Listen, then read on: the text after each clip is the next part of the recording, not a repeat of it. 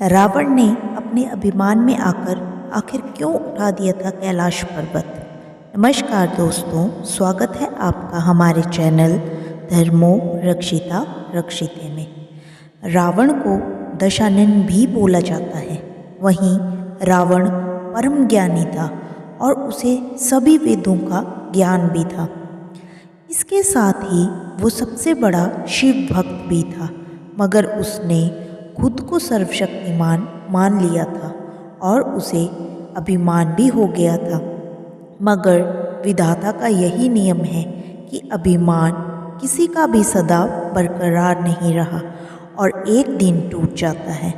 रावण ने एक बार तो अपनी शक्ति से आवेश में आकर भगवान शिव का सिंहासन अर्थात पूरा संपूर्ण कैलाश पर्वत को उठाने का प्रयास कर डाला। इस कारण पूरे जगत भयभीत हो उठा। एक बार रावण ने मन में ये ठान लिया कि वो भोले शंकर से मनचाहा वरदान हासिल करेंगे। वो कैलाश पर्वत पर तपस्या में लीन हो गए और घोर तपस्या करता रहा, मगर भोलेनाथ प्रसन्न नहीं हुए। तब उसने अपने शीश काट काट कर उनके चरणों में अर्पित करना शुरू कर दिया। ऐसा करते करते उन्होंने अपने 10 सिर शिव जी को अर्पित कर दिए।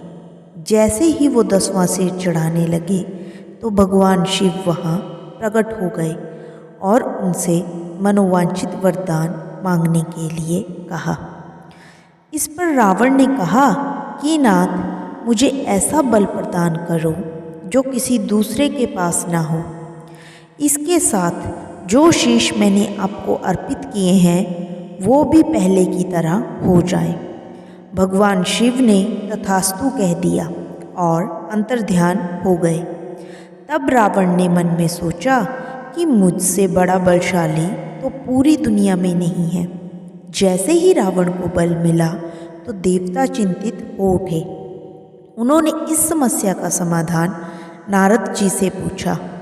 तब नारद जी ने कहा कि चिंता मत करो, काम कठिन अवश्य है पर असंभव नहीं। इस पर देवता संतुष्ट हो गए। उधर रावण ने एक मदमस्त हाथी की भांति गर्जना कर लंका की ओर प्रस्थान करना शुरू कर दिया। नारद जी भी उसी रास्ते से निकले और उसके सामने आकर बोले, हे लंकापति, आपका अद्भुत साहस बता रहा है कि आपको मनवांछित वरदान मिल चुका है। रावण ने गर्व से कहा कि आपने सत्य कहा। आज मैं बहुत ही प्रसन्न हूँ और शिव भोलेनाथ से मुझे अतुल्य बल मिल गया है।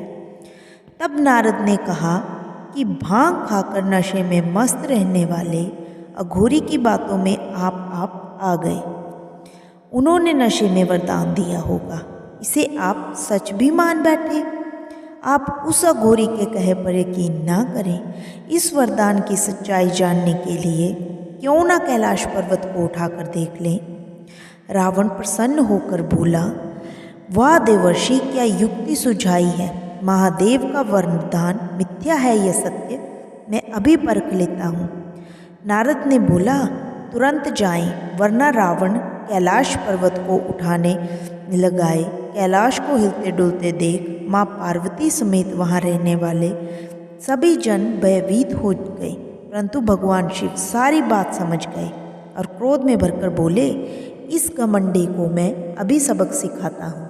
यह कहकर उन्होंने पैर के एक अंगूठे से कैलाश पर्वत को थोड़ा सा दबा दिया, जिससे रावण उसके नीचे दबकर छटपटाने लगा और शिव जी को शांत करने के लिए उनकी स्तुति करने लगा।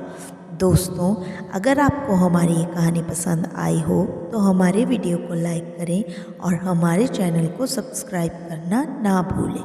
राधे राधे।